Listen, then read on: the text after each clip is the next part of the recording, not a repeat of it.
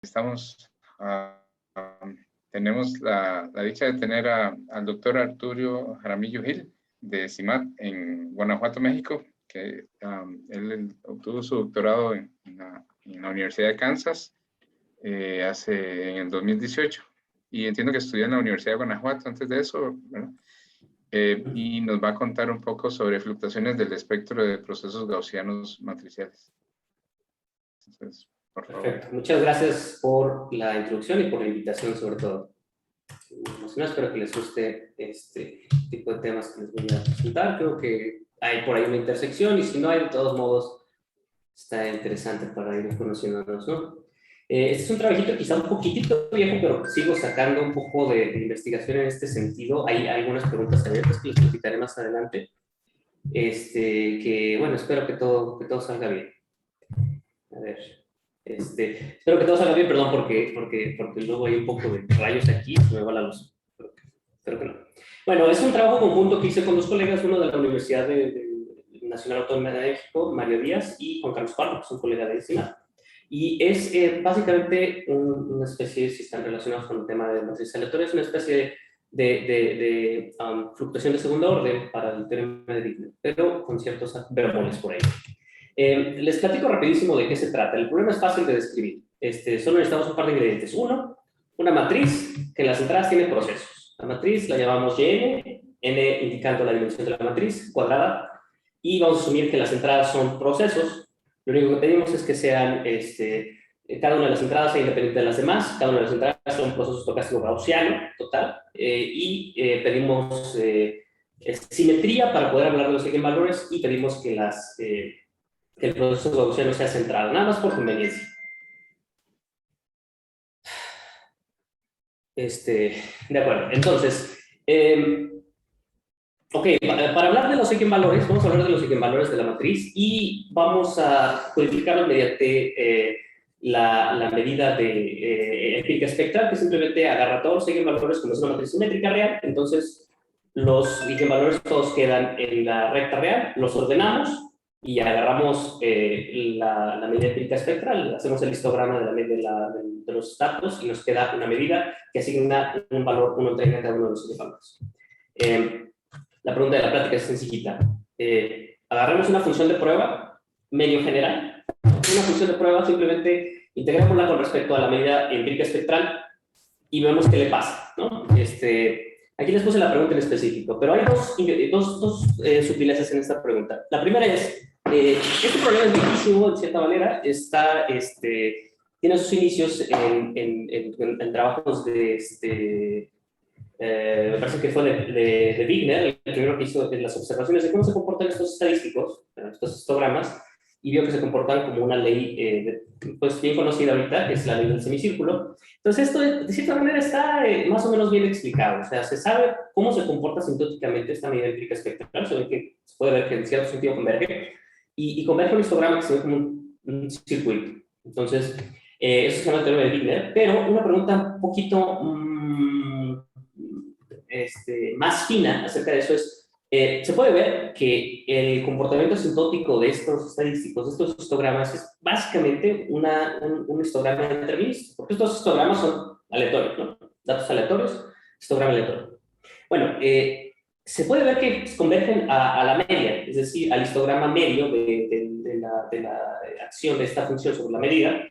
Y bueno, el histograma, que es la ley del semicírculo que les comentaba, pues es bien conocido. Ahora, el detalle está, si converges, en cierto sentido, se puede ver que es una convergencia de probabilidad hacia un numerito. Pues entonces, ¿qué pasa cuando le restas el numerito y consideras la fluctuación alrededor de él, ¿no?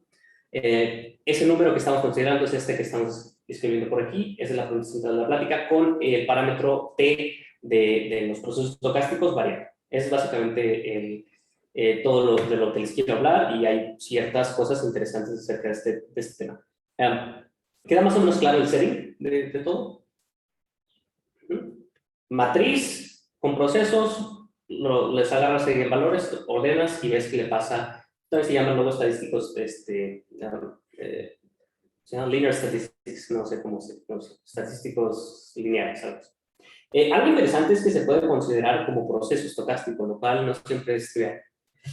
Pero bueno, es la pregunta central de la plática. Les voy a dar, la estructura de la plática va a ser, primero les voy a decir todo lo que se hizo antes. Hay mucha literatura antes, los resultados principales, y trataré de dar un bosquejo de las pruebas. Las pruebas, como no las puedo hacer en detalle porque se necesita un cursito chiquito de cálculo de Maleván, les voy a tratar de hacer un comercial acerca de cálculo de Maleván. O sea, yo les voy a tratar de vender la idea de que hay una maquinaria que por el momento pueden pensarlo como una caja negra, pero es una maquinaria bien establecida, que es este tema de aquí, el cual se casa muy bien con las matrices aleatorias. O sea, si se aplica esta metodología de caja negra de cálculo Maleván en el contexto de matrices aleatorias, es muy fácil estudiar teoremas límite. De hecho, es sorprendentemente fácil si conocen este tema, cálculo Maleván.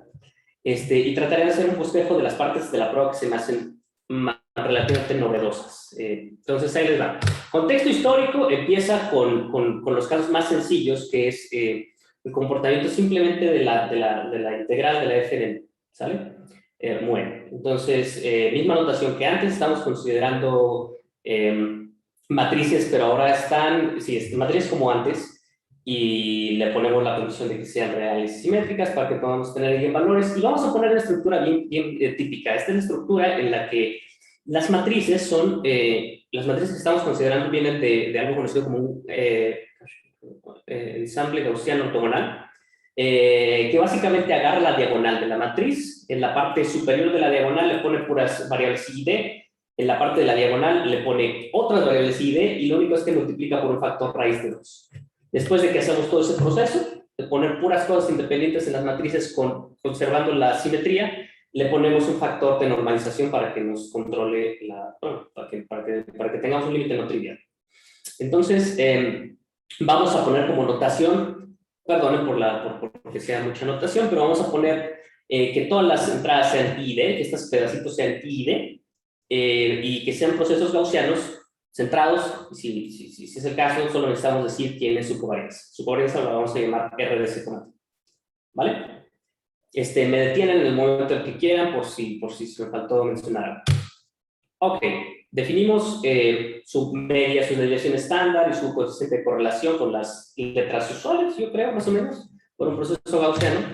Recuerden que es una copia, ¿no? O sea, nada más cada pedacito, cada componente está copiado para todos lados. Entonces, les voy a poner nada más por puro compromiso, les voy a poner un par de hipótesis muy técnicas que les sugiero que realmente las ignoren. Ahorita les voy a decir qué es lo que se tiene que quedar con estas dos condiciones. Recuerden que estamos analizando un proceso estocástico, ¿no? O sea, todo este proceso de matrices está indexado por el tiempo, y lo cual quiere decir que, bueno, pues tenemos una manera muy específica de analizar procesos gaussianos, ¿no? O sea, podemos analizarles convergencia como un proceso, o sea, como una trayectoria, y ver cómo como trayectoria se comporta.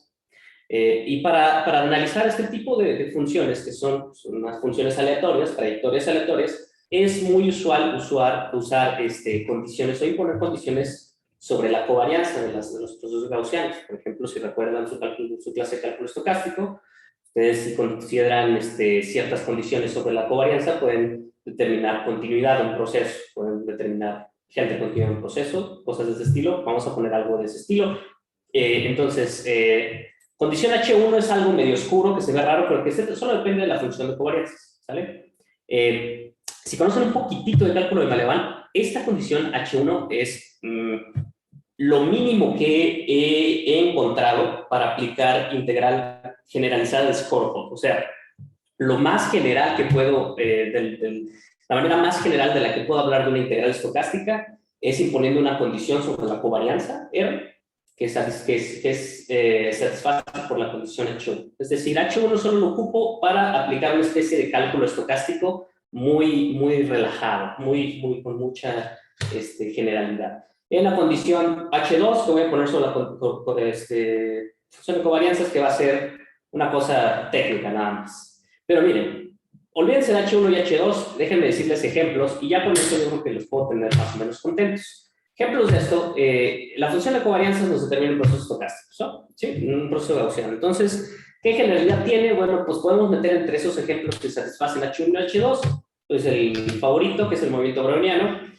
Podemos meter el segundo favorito, yo creo, que es el movimiento browniano fraccionario, que es una cosa bellísima que generaliza el movimiento browniano, pero que le quita tiene un parámetro H, que no sé si están relacionados con este proceso, pero es un parámetro que si lo movemos un poquito podemos obtener el movimiento browniano como un caso particular. Es un proceso gaussiano que sigue teniendo la propiedad gaussiana, centrado, estacionario, pero y autosimilar, pero le quitamos las fuertes del movimiento browniano, que son martingala y markovianeidad.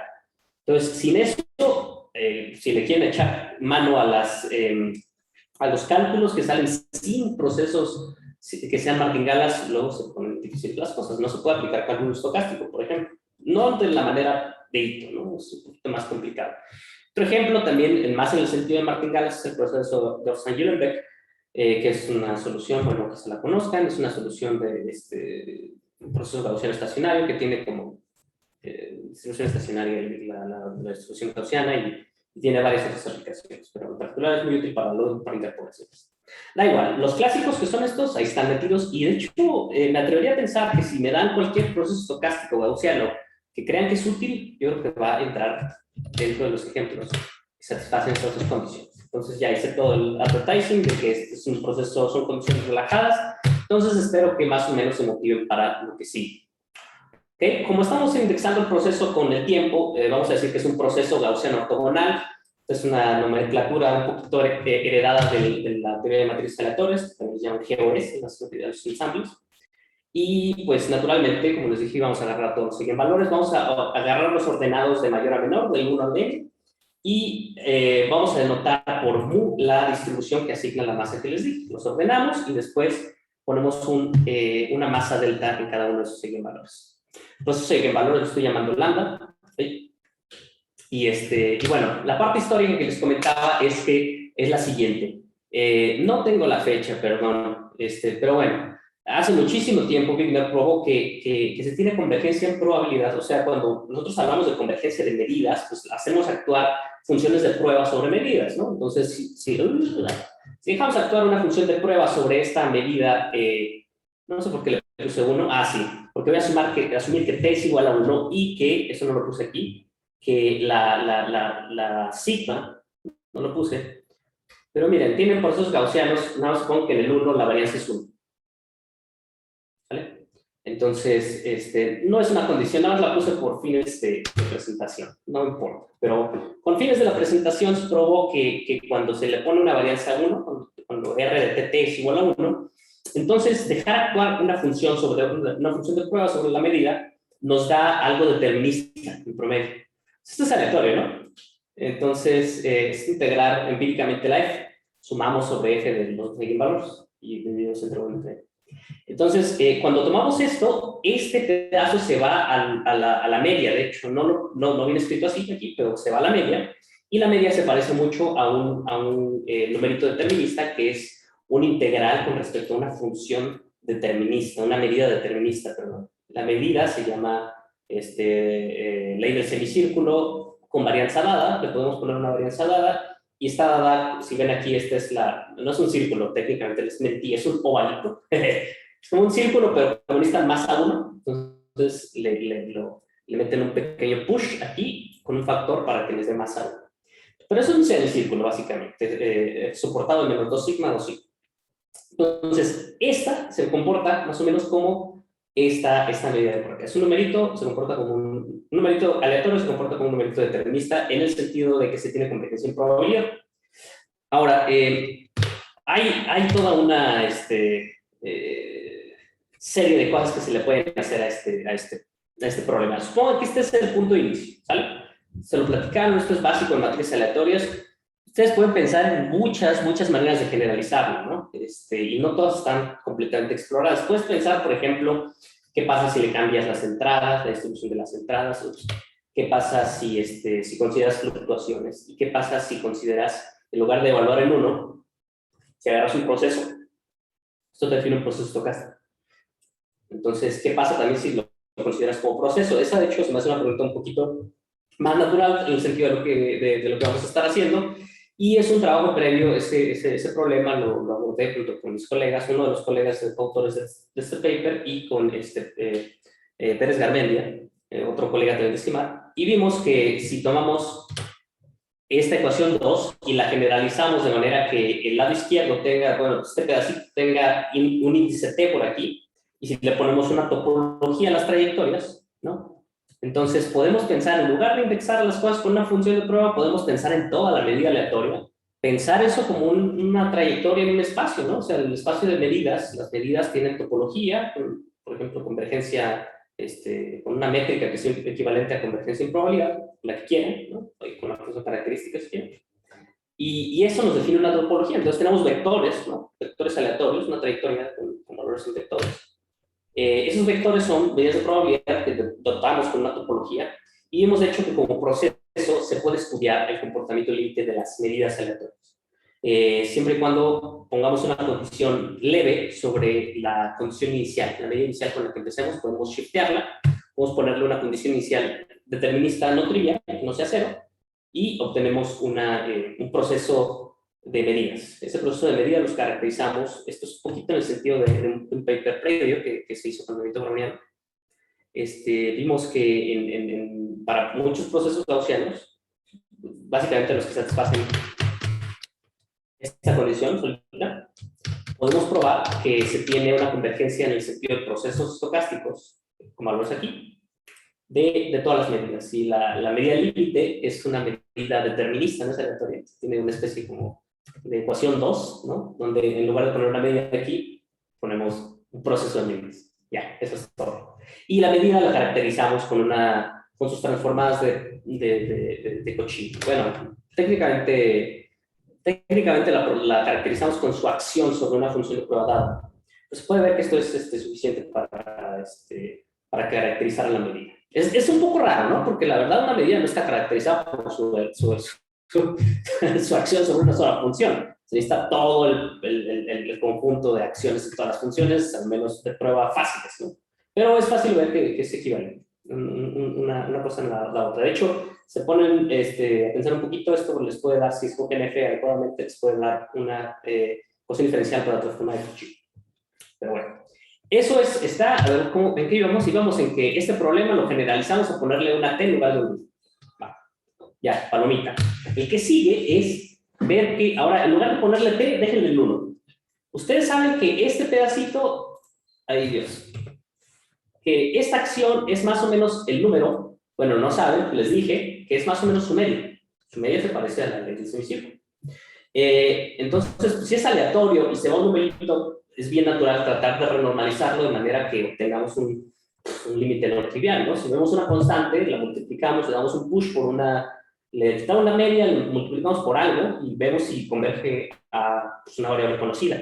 Resulta que se converge a una variable aleatoria gaussiana estándar.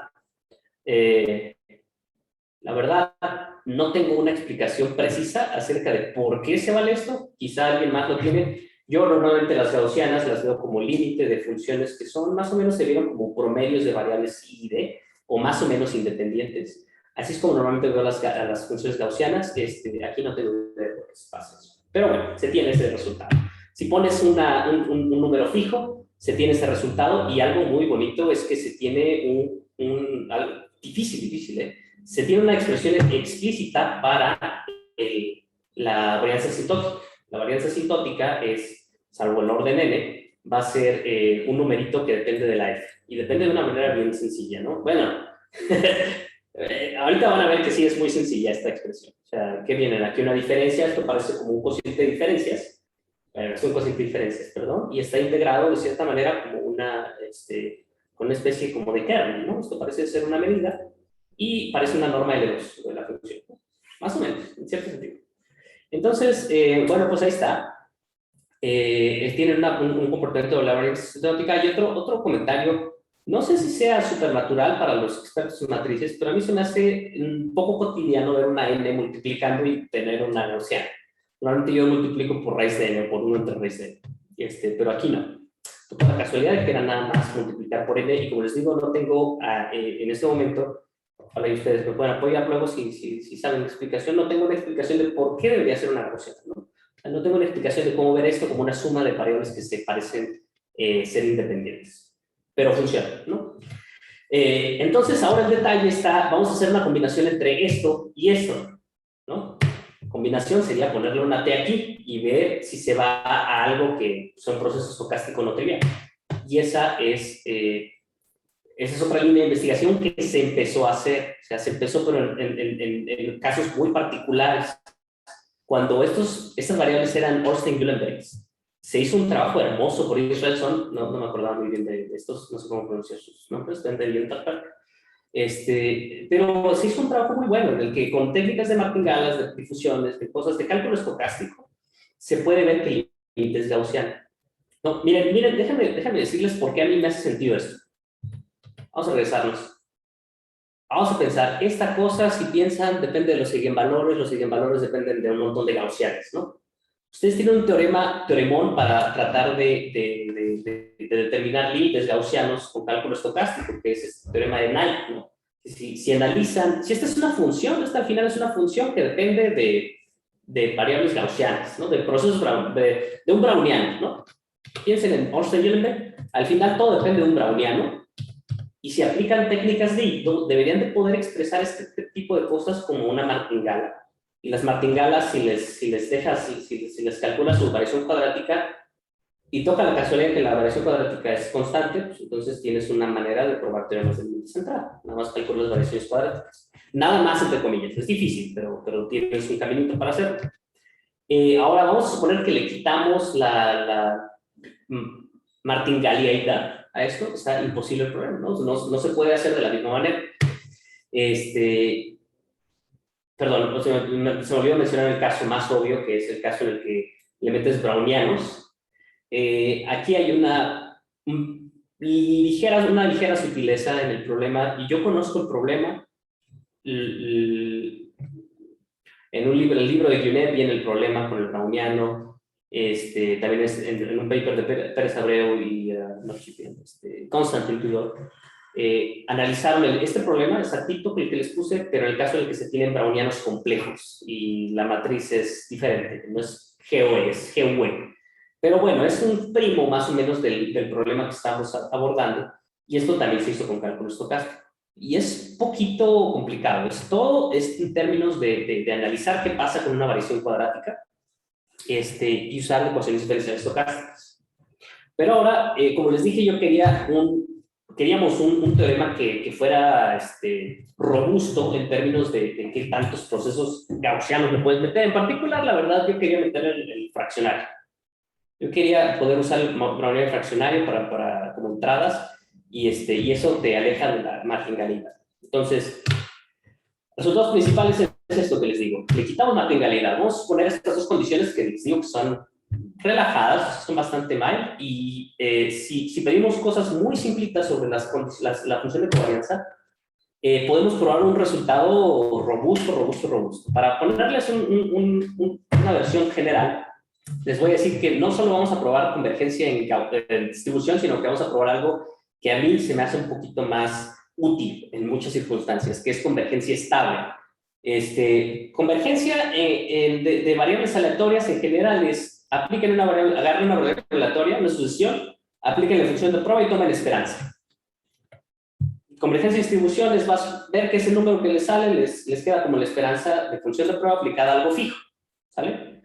Bueno, pues ahora supongan que quieren analizar no nada más la manera en la que la ley se comporta, sino la manera en la que se comporta la ley condicionada a eventos fijos. O sea, agarramos un evento aquí o una variable aleatoria, vamos a poner todo el setting, perdón, vamos a considerar variables aleatorias que tomen valores en un espacio arbitrario, por ejemplo, procesos estocásticos, ¿no?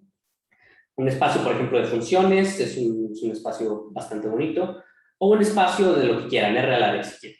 Entonces, decimos que una variable aleatoria, vamos a tomarnos una variable aleatoria en el espacio de probabilidad, ¿no? Que tome valores en el mismo espacio que esta cosa, ¿no? Y vamos a decir que la sucesión de variables aleatorias Z converge a esta de aquí establemente si al agarrar una función de prueba igual que la convergencia de distribución, pero al agarrar una especie como de condicionante, es decir, una variable aleatoria medible y acotada, por ejemplo, una indicadora, ¿no? Y que sea medible, pero esta está fija, esta no depende de él. Si agarramos una variable fija y es medible con respecto a nuestra ciclo álgebra original, entonces el límite de una especie como de condicionante, ¿no? O sea, si ponemos una derivadita de radicodina aquí, entonces se satisface el límite así de esta manera, ¿no? Un caso bien clásico es cuando nuestro límite, eta, asumimos que es independiente a nuestro proceso estocástico original. Por ejemplo, supongamos que agarramos todos estos procesos de matrices. Todas las matrices, ahí están, en una sucesión, ¿cómo les llamamos? X y J. Ahí está toda la sucesión de todas las matrices y supongamos que agarramos un proceso gaussiano independiente de esas matrices. Bueno, pues es común agarrar al límite como una cosa independiente, de manera que cuando tomamos la ley asintótica, y asintóticamente nos volvemos independientes del espacio original, lo cual es un poco contradictorio, ¿no? Toda nuestra aleatoriedad sale del espacio original, pero como ponderas muchos pedacitos, ¿no? Y al final nada más haces contribuciones chiquitas de cada uno de ellos, es común que se vuelvan asintóticamente independientes del espacio del que salieron. Entonces es muy común ver en el lado derecho esperanza de G de eta por G esperanza de M. Entonces es una especie de decir que si M es una indicadora de un evento fijo, es como decir que la variable aleatoria converge asintóticamente a una parte, su límite fijo, que es independiente del original. Eso va a ser el caso para nosotros. Pero bueno, fue mucho bla, bla, bla. Vamos a continuar con el resultado principal, el cual nos dice, ¿cuánto tiempo tengo? Todavía tengo poco. El cual nos dice que si agarramos unas funciones de prueba que desafortunadamente les pedí crecimiento polinomial, yo creo que es relajada esta condición. No es tan fuerte como a mí me gustaría, pero es relajada, ¿no? O sea, que la cuarta derivada tenga crecimiento polinomial. Se podría refinar, pero se me hace un poquito vano.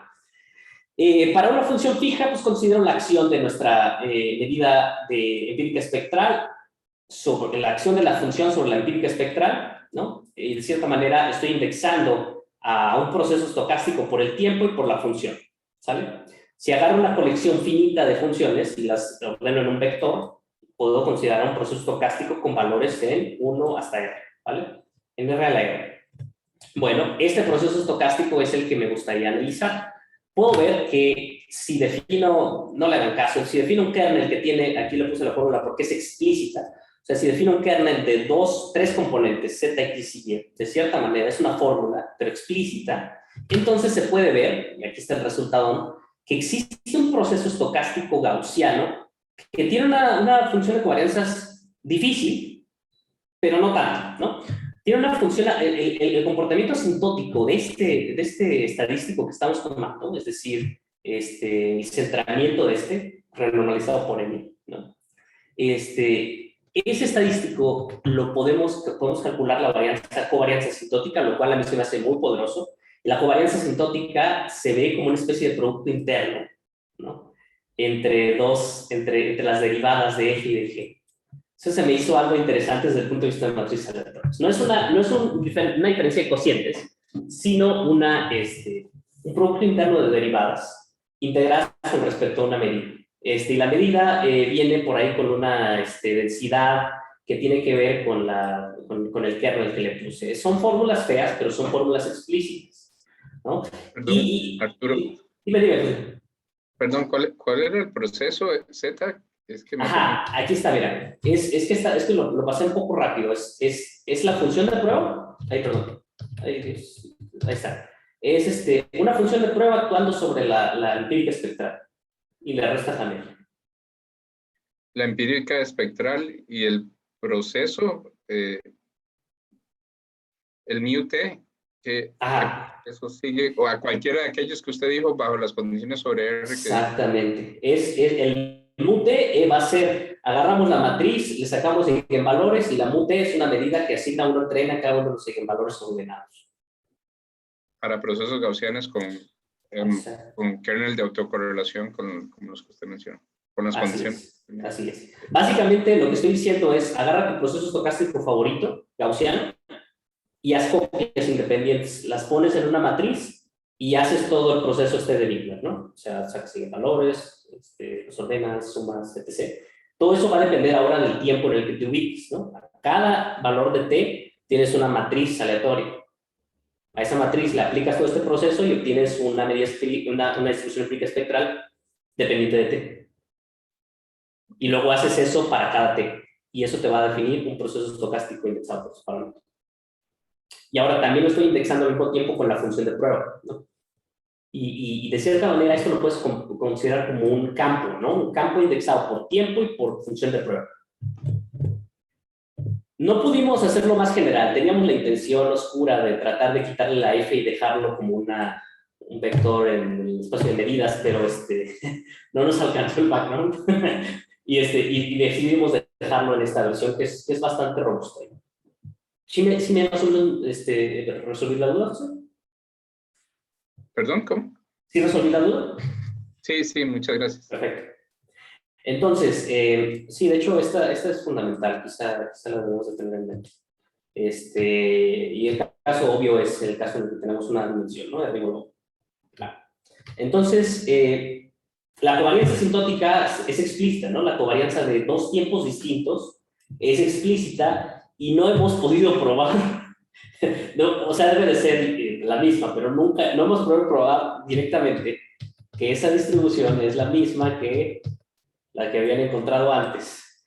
No hemos podido probar esto, las expresiones son sumamente difíciles y antes ya alguien había hecho un caso particular que era en el que el tiempo está fijo, la función está fija y se tiene esto. De hecho, se me hace que esto se vale también con función por polarización, se me hace que se vale con función aleatoria, función G también, ¿no? Tiene un producto interno. Pero no se tiene la fórmula con dos tiempos distintos. Aquí se actúa sobre la misma matriz aleatoria. En el caso que les puse, se actúa sobre una matriz aleatoria con parámetro S y una matriz aleatoria con parámetro T. Y se calcula la covarianza. Eso no hemos podido probar que al poner el tiempo igual a 1 en ambas matrices recobremos la expresión de la covarianza asintótica de por aquí. No sé cómo hacerlo porque son técnicas distintas. Estaría bueno para ponerle un alumno ahí. Ya tengo un verano haciendo esto. Entonces, bueno, esta es la covarianza asintótica y ya tengo la covarianza, lo natural es ver si ya tiene la covarianza, posiblemente tenga este intervalo central y sí. Probamos que si consideramos este proceso de ZF que me preguntó José, hace un momento, ese proceso converge, pero de manera fuerte, o sea, converge como proceso, es decir, con la topología de convergencia uniforme compactos, converge hacia un proceso límite. Y el proceso límite es un proceso gaussiano que es independiente, converge establemente, establemente, en el sentido de lo que les puse anteriormente, ¿no? A un proceso límite lambda, y este proceso lambda tiene una función o sea, es un proceso estocástico gaussiano, por lo tanto solo necesitamos dar la covarianza. La covarianza está dada por esa formulita, ¿no? Dependiendo de la componente y del tiempo, tienen esta estructura por aquí, que es nada más un copy-paste de lo que pusimos en la lámina anterior. Les adelanto que esto es una expresión que se me hace más o menos complicada, o sea, es una medida difícil, pero la manera en la que depende de las Fs se me hace que es relativamente simple, se me hace que es relativamente simple. Ese es básicamente el resultado. Tiene mucha anotación, tiene mucha anotación, pero más o menos queda claro. O sea, lo que estábamos haciendo era tratar de extender los resultados de Wigner, ¿no? en todos los sentidos posibles, y esto es lo más fuerte que hemos podido probar, ¿no? Y todo es explícito, y hace poco ya nos lo regresaron de que sí está bien. Entonces, para que descansen tranquilos, esta cosa sí ya fue revisada. Y pues este es el resultado del que les quería platicar. Les voy a decir más o menos de qué va todo el asunto de las pruebas, pero más que nada quería platicarles el problema. Y algo muy interesante es que resolvimos esto con un método que es completamente ajeno al que se había hecho antes. O sea, vámonos a echarnos un chapuzón a lo que se hizo antes. Miren. Eso se hizo antes fue este teorema, que es un caso particular de lo que hicimos, y el resultado es que lo hicieron con lo usual es usar ciertas estructuras de combinatoria en donde mezclan la F con, o sea, básicamente se hace un proceso de inversión. Una F se expresa, lo puedes pensar así, como que en lugar de hacer inversión de Fourier, haces estas inversiones de Cauchy, ¿no? O sea, haces integrales, expresas a la F como una integral de funciones, la forma 1 entre z menos el argumento, ¿no? Eso es una transforma de Cauchy. Bueno, pues las transformas de Cauchy tienen una buena estructura cuando se les mete matrices aleatorias. Bueno, pues se les meten procesos con estructuras de grupo, o sea, de sacar multiplicación. Las matrices tienen una buena estructura de multiplicación. Entonces, se hace un proceso en el que la F se expresa, se simplifica y se supone que es F igual a 1 entre Z menos X, donde Z es un parámetro complejo que está arriba de la recta B. Creo. Semiplano complejo. Y se usan estructuras de combinatoria para calcular los momentos de orden superior de este tipo de fluctuaciones, de este tipo de fluctuaciones, de este tipo de estadísticos. Y las estructuras están hermosas, ¿eh? O sea, tengo un amigo, Mario Díaz, uno de los colegas, usa los annular pairings usa estructuras de combinatoria interesantes para calcular las covarianzas, especialmente. Bueno, nosotros algo que le veo positivo a nuestros resultados es que nos fuimos por un camino distinto, ¿no? O sea, es una técnica muy bonita esta, pero esta es alternativa. O sea, no digo que esté mejor, solo digo que es alternativa. Esto lo que hicimos fue irnos al librito un librito de cálculo de Malevan, los clásicos de que hay una teoría muy rica que nos habla acerca de cómo se prueban teoremas límites gaussianos cuando agarras funcionales gaussianos, ¿no? Con funcionales que salen de un proceso gaussiano. Entonces hay cierta metodología que ya está trazada. Calculas unos operadores diferenciales, les contraes, les haces cosas, y ese camino usualmente da unos buenos resultados cuando se trata de probar teoremas límite para funciones que dependen de manera muy complicada de variables aleatorias gaussianas. Fíjense aquí que esto no tiene cara de suma de variables aleatorias independientes. Lo clásico no funciona, pero si se le aplica técnicas de cálculo de Malevan, se arman de paciencia, invierten unos mesecitos haciendo cuentas y les sale como les debe de salir. O sea, como les dice el librito que lean de procesos funcionales gaussianos y teoremas límite, siguen ese caminito y llegan al lugar al que tienen que llegar. Llegan lento, pero llegan. Entonces, esa es la propaganda que les quiero hacer. Y una ventaja hermosa de esto es que una vez que ustedes prueban este tipo de resultados, pueden ver, así sin nada de esfuerzo, directamente de los resultados de cálculo de Malevan, pueden calcular la distancia en variación total de agarrar un tiempo fijo. Aquí no es funcional, esto es un tiempo fijo, y se fijan en la diferencia en distancia de variación total entre el límite y el aproximante, y pueden ver que es del estilo de lo que siempre ven, ¿no? Uno entre raíz de. No uno entre n, es uno entre raíz de. Entonces, pues esto ahora sí es el teorema completo. ¿Hay alguna duda sobre esto antes de platicarles el promocional de cálculo de Malevan? Nada más que cuando yo sé muy poco de cálculo de Malevan, pero he visto que se usa el método de Stein ¿esto va por ese lado? Sí, es esencialmente, lo que pasa es que hoy en día el método de Stein se incorporó de una manera, o sea, se combina cálculo de Malevan con método de Stein y te da una caja negra, ¿no? Que es una serie de instrucciones que te dice calcula esos objetos del 1 al 5, ¿no? Bueno, son 3, pero calcula estos objetos. Y yo como libro didáctico ya te digo que combinando cálculo de Malevan con método de Stein haz que se satisfagan estas tres condiciones y ya tienes un teorema central. Pero esencialmente, método de Stein está detrás de la prueba de la herramienta principal que ocupamos.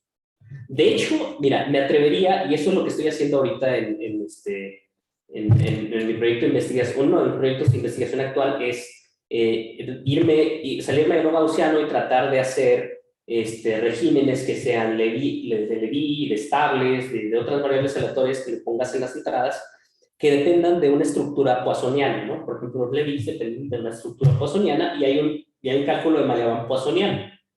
Entonces, hoy en día estoy trabajando en uno de mis proyectos en tratar de llevar este tipo de tecnología al lado de lo poissoniano, en particular de lo alfa estable. Lo alfa estable se me hace muy interesante porque el teorema de Wigner es muy distinto, ya no es un teorema de Wigner clásico. Entonces hay ciertos retos por ahí que están muy interesantes. Pero sí, respondiendo a la pregunta después de hacer 10 minutos de comentarios, sí, se usa el método de Stein. Ok, gracias. Sí, no, gracias por la pregunta. Entonces, aquí les iba a dar unos preliminares de cálculo de Malia-Van. Quedan 15 minutos. Entonces, les digo nada más las cosas por encimita. Me voy a saltar como 10 diapositivas aquí. Lo que les quiero decir es esto, miren, supongo que tienen un proceso estocástico como las matrices que tienen un montón de componentes, o sea, tienen un vector aleatorio. En lugar de pensar en una matriz de dimensión n, piensen en un vector de todas las componentes, ordenenlas en un vector y eso les da una dimensión que n por n más 1 entre 2. Da igual, matrices, véanlo como un vector, ¿sale? Bueno, hay una manera de capturar la estructura de la covarianza de un proceso gaussiano mediante espacios de Hilbert. Lo que haces usualmente es que defines un espacio de Hilbert, no de Hilbert, un espacio vectorial que es un espacio de funciones y les metes una estructura de Hilbert, ¿no? De un producto interno, que hace que la estructura de covarianza se traduzca en estructura de productos internos en el Hilbert. ¿Ok? Da igual, realmente, no les voy a dar un curso de cálculo de Malia-Van, pero me refiero a que hay un espacio que les codifica la estructura de covarianzas. Este es paso 1 de cálculo de cálculo de Malia-Van. Ese espacio nos sirve para después hacer una especie de representación de espacio de foco, o sea, estilo... Para mí, el espacio de foco luego lo veo un poquito como el sentido del teorema de Taylor, ¿no? En el que se tienen polinomios grandes aproximando, entonces en el espacio de Fock lo que se tiene son tensores grandes, que de cierta manera nos descomponen una función. Entonces, bueno, voy a saltar un pedazo, miren. Básicamente obtienen una estructura de Hilbertiana para la covarianza y a partir de eso definen unos mapeos que se llaman integrales de Ito. Bueno, ya conocen las integrales de Ito, pero las integrales de Ito de orden 1 y después definen las integrales iteradas de Ito, que esas son las que no son tan conocidas. Entonces definen la integral de Ito de una función de un kernel de ese estilo, como lo que les enseñaron en cálculo estocástico, nada más integral con respecto a la gaussiana, y eso les da una isometría. ¿Por qué? Porque la forzaron a que les diera una isometría. Entonces, la isometría se extiende a un espacio un poquito más general, que le llamamos H, y aquí les puse unos ejemplos, da igual. Y esta estructura de isometría nos permite definir unos espacios ortogonales. Ustedes saben que los polinomios de Hermite, por ejemplo, cuando tienen dimensión 1, ortogonalizan las variables gaussianas estándar, ¿no? O sea, los polinomios de Hermite son polinomios ortogonales con respecto al kernel gaussiano estándar. Bueno, se hace una construcción parecida. Se agarra todo el espacio de funciones L2 y se descompone en ciertos espacios ortogonales que se llaman cabos de Wiener. Pura casualidad es Wiener, no Wiener. Y se puede descomponer cada variable aleatoria como un montón de pedacitos ortogonales que se parecen estos, créanme, no se ve desde aquí, pero se parecen a un espacio de foco, que es algo más o menos cotidiano en análisis funcional, ¿no? O sea, una especie como de componentes ortogonales, pero muy específicas, que son tensoriales. Bueno, eso se llama descomposición en caos, y a partir de estas descomposiciones se definen unos operadores diferenciales. Miren, todo esto es oscuro, ya lo sé, pero lo único que les quiero decir es que las variables aleatorias se pueden representar como una especie de descomposición ortogonal, donde tomen como caja negra los componentes ortogonales, pero son componentes ortogonales, ¿sale? Entonces, quédense con una expresión como esta, para resumir todo. Bueno, uno lo que puede hacer es agarrar una variable aleatoria y ver y shiftearle un poquito, hacerle operaciones a cada componente ortogonal, de la misma manera que uno en Fourier. A veces no han visto estas aplicaciones en las que algunas frecuencias, los físicos luego le meten kernels gaussianos a unas frecuencias, pues esto es lo mismo. Pueden hacer operaciones sobre cada uno de esos componentes y les dan ciertas interpretaciones. ¿Vale? Y una de las interpretaciones buenas es la interpretación de derivada de Malia-Van. Ustedes pueden definir un operador de derivada al estilo de un gradiente. agarran una variable aleatoria que dependa de su proceso estocástico como de manera cilíndrica, es decir, agarran proyecciones, se recuerda que nuestro proceso estocástico estaba indexado por el Hilbert, ¿no? Bueno, no lo dije verbalmente, pero aquí lo puse. O sea, estaba indexado por, primero definíamos un mapeo que comía elementos fáciles y extendíamos este mapeo con una isometría. Bueno, si agarramos un conjunto finito de estos, podemos definir una derivada, una noción de derivada que está dada como una especie de gradiente, en donde únicamente agarramos, indicamos la dirección de la derivada que estamos tomando, la derivada parcial con respecto a la componente k'ésima, y le ponemos una marca de que estamos derivando en la dirección k's, de HK. Entonces esto es un lío verbo, pero está bien definido, no importa la representación, es un operador cerrable, se puede extender a un dominio más grande, haces un truco muy parecido al de ecuaciones parciales para cerrar operadores no acotados y defines de cierta manera un operador en un espacio extendido, no de funciones tan fáciles, sino de funciones que se encuentran en la cerradura de estas variables fáciles, y la cerradura se toma con respecto a una norma, una seminorma técnicamente.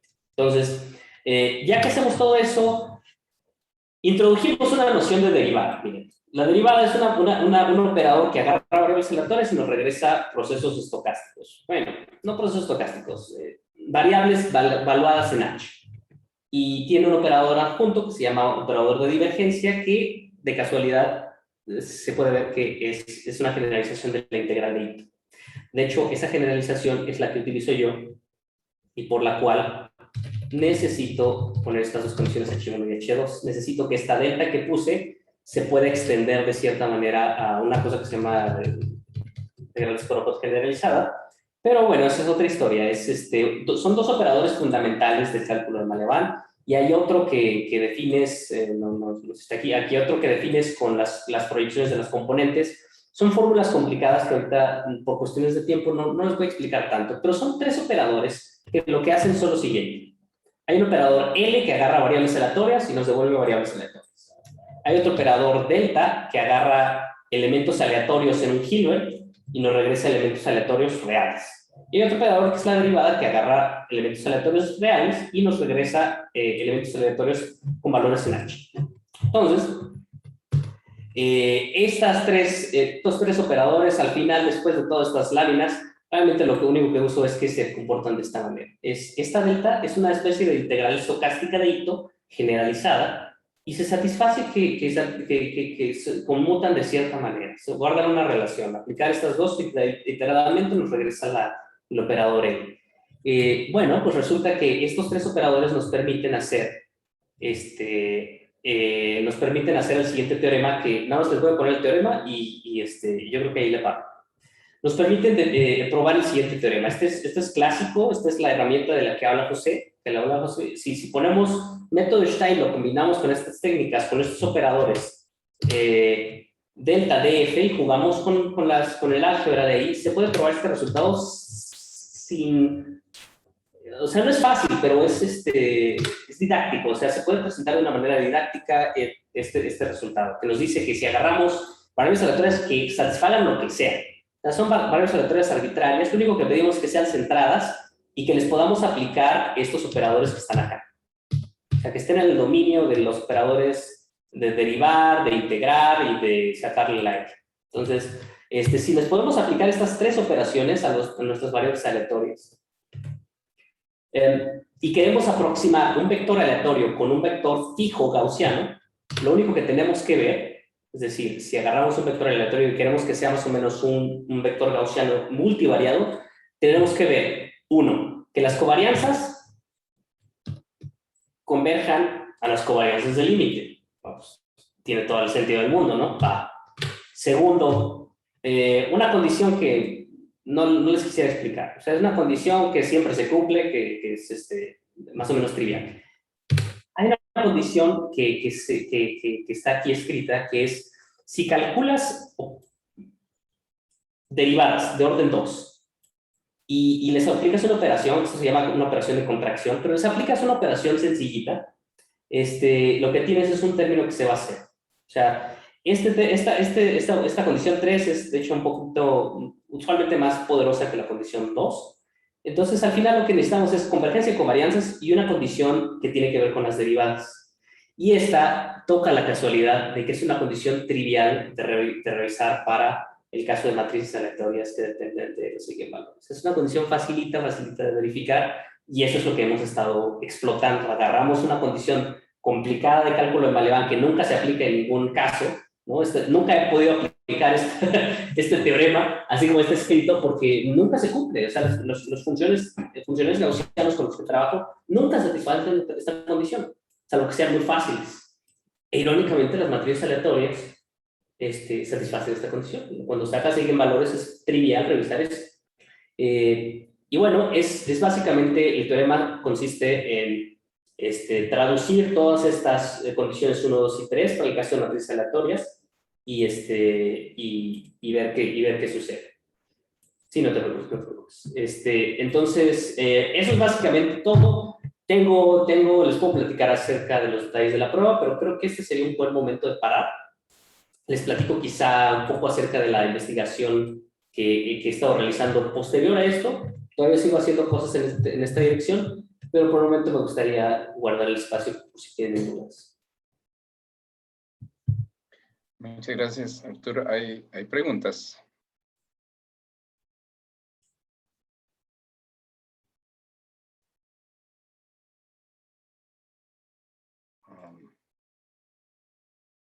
Ok. Bueno, tal vez... bueno, Juan Gabriel. Juan Gabriel está aplaudiendo, ¿no? Sí. Bueno, sí, entonces... Bueno, yo tenía una pregunta tal vez y luego aplaudir. Adelante. ¿Han pensado en extender esto para otros tipos de teoremas límites para matrices aleatorias, como los el núcleo del seno o el núcleo de Airy, o los que están relacionados con comportamiento más fino? No. ¿Tú dices los espaciamientos? ¿El núcleo del seno son los espaciamientos? Sí. No, nunca lo he pensado. Esos convergen a una, ¿cómo se llaman estos procesos de aire, funciones de aire y esas? Sí, funciones de Airy y No. Bessel. Sí. Nunca lo he visto. Si sabes de condiciones ¿sabes de teoremas límite para esas fluctuaciones de las funciones de aire? No.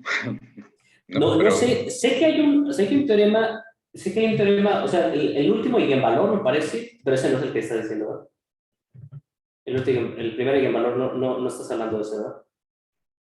Bueno, es eso. Era una pregunta general, entonces podría ser ese, el que satisface Tracy Widom. Tracy Widom. Es que es Tracy Widom, o sea, la fluctuación es Tracy Widom, pero si nos vamos fuera de ese régimen, Tracy Widom nunca he visto el método de Stein, pero no lo he aplicado en otra cosa que no sean funcionales lineales, y linear statistics, perdón. No he hecho nada en otro sentido, y si se satisface un teorema, si sospechas, mi respuesta sería, si sospechas que hay un límite central, yo creo que sería una muy buena idea probar este tipo de técnicas que están ganando impulso.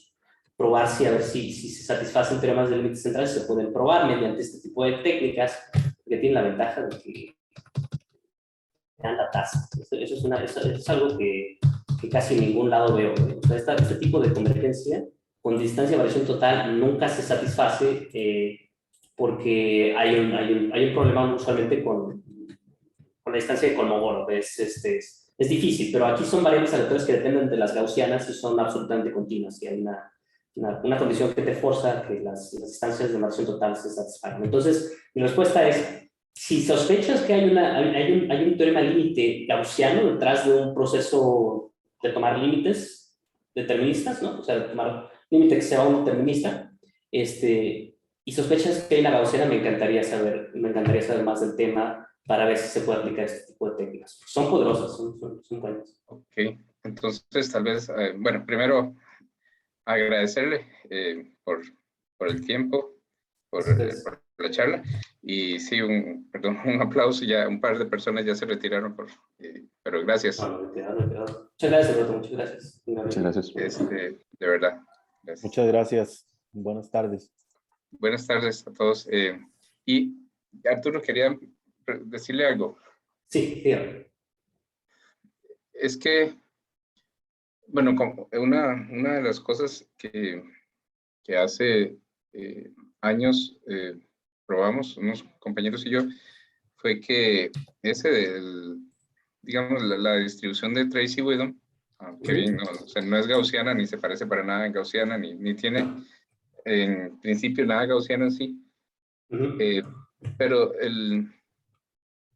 esas matrices, por ejemplo, GV o GOE o esos ensambles, uno puede probar que el espectro de ellos converge al espectro de lo que le llaman el operador estocástico de Airy. Que de nuevo, los valores propios de ese operador, siendo que son los mismos, Tracy Widom son instrucciones de Tracy Widom y todo eso, no tienen nada gaussiano desde el punto de vista de los valores propios, pero el operador en sí es segunda derivada más X más movimiento browniano. Entonces, el operador en sí, que determina los valores propios, sí, el potencial es ruido blanco. Perdón, dije movimiento browniano, pero era el ruido blanco. ¿Verdad? Entonces, sí hay una estructura gaussiana en el límite que está detrás de las distribuciones de Tracy Widom. No sé si... Puedo tratar de refrasear para ver si entendí bien el comentario. Tracy Widom se puede ver de cierta manera como una función de algo gaussiano. Sí, Tracy Widom para el primer valor propio, para el segundo y así, es la distribución de los valores propios de un operador, un operador unidimensional de Schrödinger, que es segunda derivada, el potencial es X, que es el potencial de Airy, y luego ruido blanco. X más ruido blanco, o X o T, bueno, no sé cuál será la variable del operador, pero X, digamos, más ruido blanco, y ruido blanco gaussiano, ¿verdad? O sea, ese ruido blanco se entiende de una manera débil como a partir del movimiento browniano. Con acciones, sí, o sea, es generalizado más o menos, sí. Sí. Con función generalizada. Entonces, sí, no sé si hay algo ahí o no, pero entonces, digamos, una manera de estudiar la convergencia a Tracy Widom es estudiar la convergencia a ese operador. Y eso es nada más lo que quería mencionar. Mire, yo creo que debería de haber, no encontré, ahorita estaba buscando el teorema. Yo no creo que la fuerza de cálculo de Maliaván sea, ay Dios, el perdí. No creo que la fuerza del cálculo de Maliaván sea este teorema. O sea, si no estamos muy al pendiente de la historia de todos estos resultados de Nordal y Pecati, y no o sea, aquí nos hablan de convergencia en la gaussiana, pero realmente lo fundamental por lo cual el método de Stein gaussiano combina con cálculo de Maliaván es porque se satisface esta condición de por acá y nos permite hacer integraciones por parte. Ahora, lo que yo creo y que tengo cierto sustento para decirlo es que hay otras distribuciones, por ejemplo, la función, las variables gamma, ¿no? Las variables aleatorias gamma satisfacen a su vez una ecuación de Stein. O sea, si se tiene un método de Stein establecido con ecuaciones, soluciones, etc., el cálculo de Maliaván permite, si estas ecuaciones de Stein satisfacen una ecuación diferencial explícita, digamos, manejable, el cálculo de Maliaván permite hacer integraciones por partes para que vayan apareciendo las derivadas que aparecen en los métodos de Stein, en los que se satisfacen para todas las distribuciones. Ahí le van algunos ejemplos. Semicírculo tiene método de Stein que funciona, nunca lo he hecho funcionar yo, pero sé que alguien más, Goetze me parece que lo ha hecho, para variables aleatorias libres, funciones de variables aleatorias libres. También en un contexto semicircular, no gaussiano. Gamma tiene su versión de este teorema. Distribución de D-Sharp como una matriz también tiene su versión que ahorita estoy desarrollando con un colega de Singapur. Y en general me parece, o tengo la impresión de que si se pudiera enfocar uno en esta distribución límite y se tiene un método Stein, yo creo que valdría la pena, dado el método Stein, o desarrollarlo o ya agarrarlo, si está fijo, y tratar de jugar con las integraciones por partes para ver si se puede obtener una ecuación asintóticamente equivalente a la de Stein mediante puros operadores de cálculo de Maleo. Entonces, ese es mi punto, ¿no? Si se sabe, Tracy Widom es ya distribución fija, ¿no? O sea, esta ya tiene su formulita y su densidad y lo que sea, ¿no? No sé dónde la vi, pero aquí la estaba revisando. Entonces, podríamos revisar si hay una... A mí me interesaría mucho no tener límites gaussianos, tener límites que sean... Eso es de mucho interés en general en la comunidad del método Stein, tener un límite que no sea un gaussiano. Si tiene un límite, por ejemplo, Tracy Widom, podríamos revisar si hay una ecuación de Stein y a ver si se puede determinar una ecuación, una integración por partes en este sentido, que nos dé como ecuación asintótica la de Stein del que le toque, o sea, de Tracy Widom. Yo creo que sería una pregunta interesante. Si gusta decirme de qué paper habla en particular acerca del límite Tracy Widom, estaría bien poder hacer una pequeña conexión entre nuestros institutos, ¿no? Para estar acá, bueno, Raúl también está muy al pendiente de toda esta tecnología, este teorema, y hay mucho interés también de parte de CIMAT, está el grupo, conoces bien Octavio, Octavio Arismendi, un baggage bastante bueno de matriz aleatoria. Entonces hay cierto interés también de CIMAT y sería interesante combinar luego habilidades y después mantener la comunicación por correo electrónico. Podríamos ir investigando ese tipo de temas. Creo que sería algo interesante. Ok, sí, claro. Sí. Y accesible. Tampoco creo que sea un sueño, ¿no? O sea, creo que es algo factible. Ok, sí, claro. Y bueno, de nuevo, muchas gracias. No, pues muchas gracias a ustedes. Estén muy bien. Muchas gracias, Juan Luis. Sí, Raúl. Bueno, Arturo. Mucho gusto, gracias a usted. Hasta luego, buenas tardes. Estén muy bien, hasta luego. Hasta luego. Chao, Alex. Chao, María Luisa. Hasta luego.